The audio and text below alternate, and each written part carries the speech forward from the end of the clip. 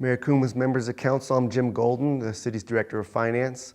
This is one of our tape presentations of our priority-based budgeting updates. Priority-based budgeting is an approach to budgeting that we've undertaken over the last few years that evaluates our city programs against the desired results that were identified by the City Council, as well as some key program attributes that are a part of priority-based budgeting. The desired results that were identified by the City Council for the organization for community programs were vibrant amenities and opportunities for all, safe community, a reliable, innovative, and resilient infrastructure, and thriving economic climate. And on this slide, you could see the weighting that was applied to these four desired results by our community through community input that was gathered in 2014. The desired results for governance programs were also identified by the City Council, and they include ensuring timely, responsive, and efficient operations, supporting city operations to be their best, providing clear, inclusive, transparent leadership and collaboration, and developing and maintaining strong partnerships, following local, state, and federal rules, regulations, and mandates, protecting, investing in, and valuing the city's human and physical capital, and prudently managing and responsibly leveraging public funds. Besides these desired results, all of the city's programs are measured against program attributes. And the priority-based budgeting program attributes were identified by the Center for Priority-Based Budgeting that pioneered this approach. The attributes that are used include the mandate to provide a program, reliance on the city to provide the program, the cost recovery of the program, and the portion of the community that is served by the program. So each of our programs are measured against each of these four attributes, as well as their ability to impact the desired results. We have, citywide, we have 1,244 programs that have been identified in this process. 527 of those are in the general fund. And then within those 1,244, we have 737 distinct programs. So we have a number of programs that are offered in multiple areas of the city, different funds as well as divisions and departments. So there is some repetition, but overall there's 737 distinct programs. Also, these 1,244 programs can be broken down that 1,082 of them are community-oriented, while the remaining 162 are governance-type programs. After all the programs are scored against the desired results and the attributes, they are then given an overall score, and they are then placed in quartiles, quartile 1 through 4, with the highest scoring programs placed in the first quartile and the lowest scoring programs placed in the fourth quartile. And they are placed across these four quartiles through a process of standard deviation. So what we're doing is we have been presenting priority-based budgeting updates to the council. We did our first 3 in person. We're taping the balance of the remaining 10 presentations. And so you'll be getting 10 different priority-based budgeting updates taped delivered to you. We have focused on 3 of the attributes through the presentations that we made to the council. The remaining updates will be on the last attribute and the 9 desired results that were identified. And we'll go through, take each of the updates, we'll go through how each program is influencing the attributes or the results.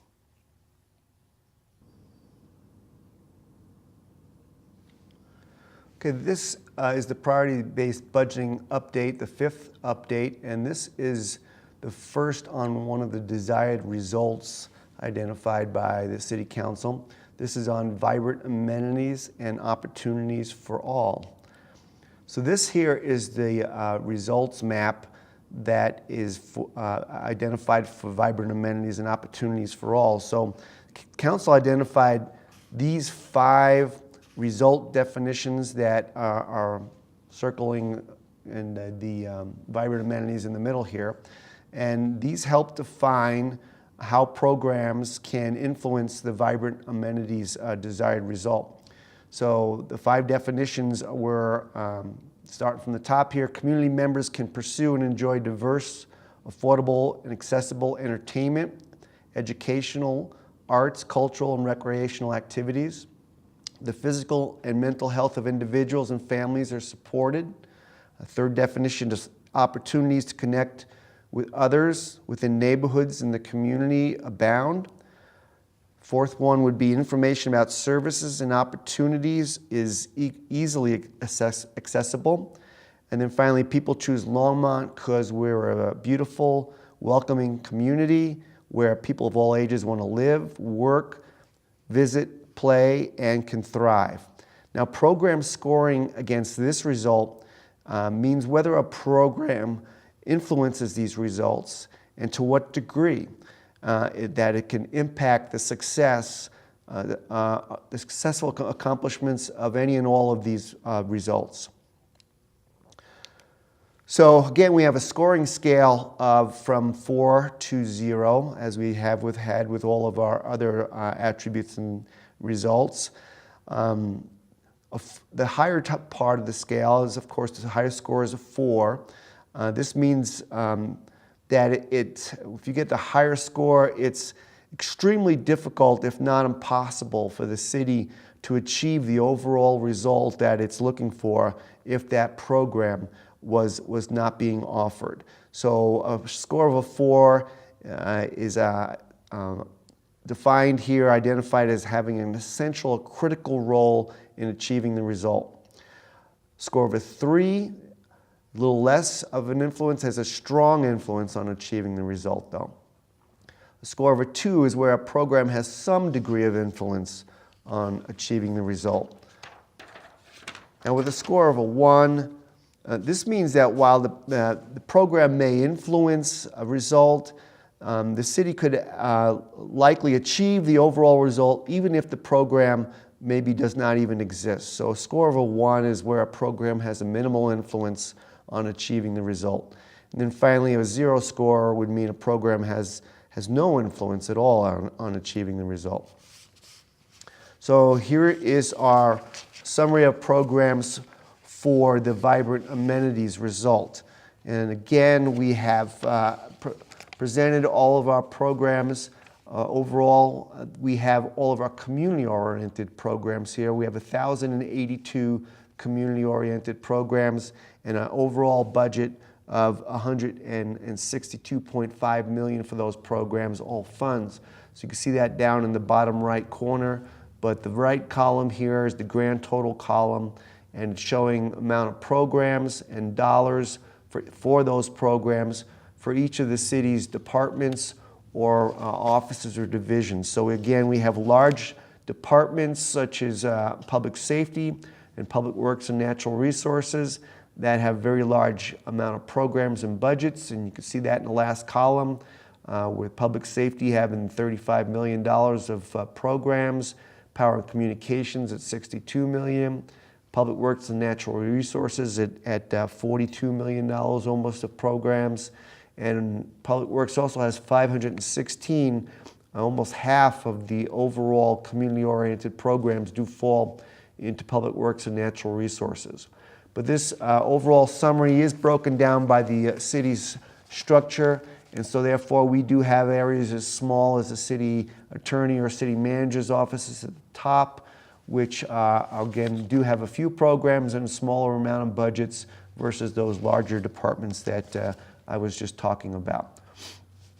So first we're going to focus here on where our programs are prevalent and as far as being able to influence the vibrant amenities result. So in the, lost my pointer, here we go. In the first column is where we have programs that are essential to the result and where we have the result being vibrant amenities. And so we have 85 programs in community services that are essential to achieving the result of vibrant amenities. And then in the second column is, again, community services is the leading amount of programs. It's 62 programs that have a strong influence on the result of vibrant amenities. Third column is where a program has some influence over the result. And in this case, moving down to Public Works and Natural Resources, again, they do have almost half of the programs within the community-oriented areas. They have 58 that fall into this category of having some influence on the result. And then where our programs have some influence on the result, although it's a minimal influence, we have 216 programs in Public Works and Natural Resources that have minimal influence on the result. And then finally, the last column is where we have no influence on the result. We have 202 programs in Public Works and Natural Resources that have no influence on the result. Now looking to focus on the cost of programs, moving back again to the first column. See, we got a pointer that just likes to disappear. But we have $11.5 million almost in community services for programs that are essential to the result of vibrant amenities. And then $3.6 million in the next column, again from community services, is the largest dollar amount for programs that have a strong influence on the result of vibrant amenities. Then we move into power and communications. Again, this is where the purchase power component comes in. And so that is the largest dollar cost of a program citywide. And that is falling into the category where it has some influence on the result. And overall programs in this category for power and communications total $57.6 million that have some influence on the vibrant amenities result. The fourth column is where programs have minimal influence on vibrant amenities result. And again, Public Works Natural Resources, the leader there at $26.37 million. And then finally, that last column is where programs have no influence on the result. And again, Public Works and Natural Resources being the largest number of programs. It also has the largest dollars as well, where they have no impact on the result. This is $7.7 million.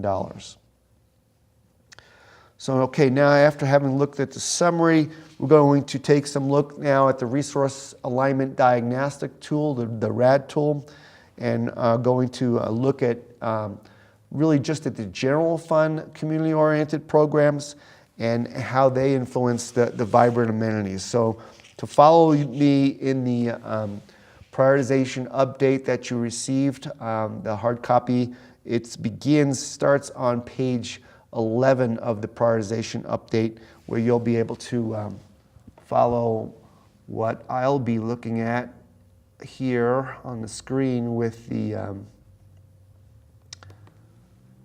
RAD tool. So this here is our Resource Alignment Diagnostics tool screenshot, and we are now have it set up for programs that are essential to the vibrant amenities result.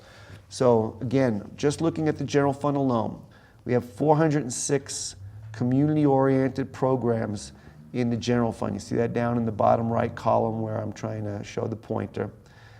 67 of them fall into the category of being essential to the vibrant amenities result.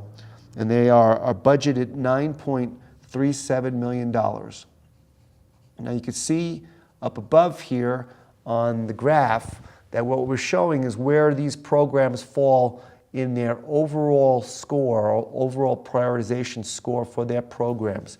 So not just how they score against vibrant amenities alone, but after scoring gets all the attributes and the desired results, the overall score of the program has them fall into quartile 1, 2, 3, or 4. And you can see on top, in quartile 1 and 2, the green bars here are showing that a majority of the dollars for these essential programs are for quartile 1 and quartile 2 type programs.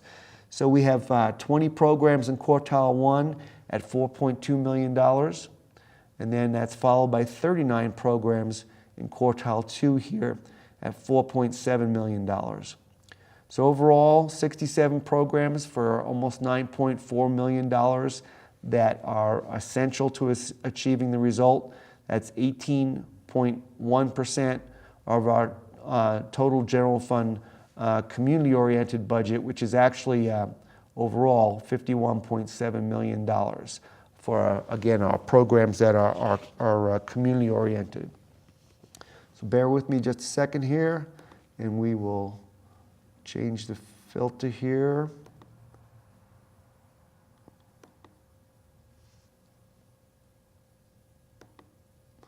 Okay, so now we are looking at programs that have a strong influence on achieving the vibrant amenities result. We've got here, in this case, again, we're just looking at the general fund. We have 66 programs that have a strong influence on the vibrant amenities result. Total of $5.1 million, 9.9% of the total $51.7 million budget in the general fund for community-oriented programs. It's you see that we've got, again, there's a large amount of these in quartile 1 and 2, but there's also a good deal in quartile 3 this time. So we have 15 programs for $1.8 million in quartile 1, 23 programs at $1.8 million quartile 2, and then there are 28 programs for $1.47 million in the third quartile here.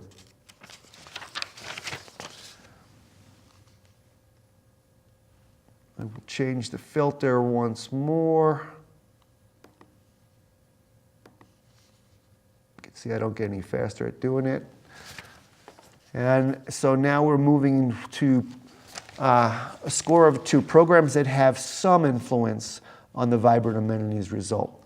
We have overall 85 programs here, and they're budgeted at $9.16 million, and that is 17.7% of the general fund's community-oriented programs total budget. 31 programs in quartile 1 for $5.38 million. And you see that's really where a majority of the dollars are falling that for programs that have some influence on the vibrant amenity result. We have 17 programs in quartile 2 for $2 million, and then 33 more programs in quartile 3 for $1.6 million. And we actually do show a small dollar amount, $58,000 for 4 programs in quartile 4. Again, these are having some result, some influence, I should say, on the result of vibrant amenities. Whoops. Okay, I'll change the filter one more time.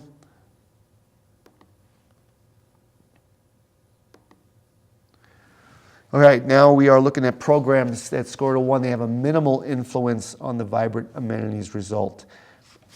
In this case, we have 114 community-oriented programs at $23.4 million. That's 45.3% of the general fund's community-oriented program total budget. You see that we have 36 programs that fall in the first quartile at $12.4 million total. We have 29 programs that fall in the second quartile, and with just short of $9 million total cost, and then 42 programs in the third quartile for $1.86 million cost. And then 7 programs do fall into that fourth quartile at $152,000. Now the final filter here, whoops.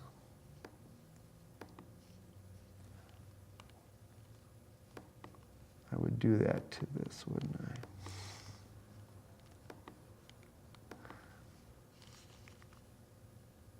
Here we go. Okay, finally, these are for programs that have no influence on the vibrant amenities result.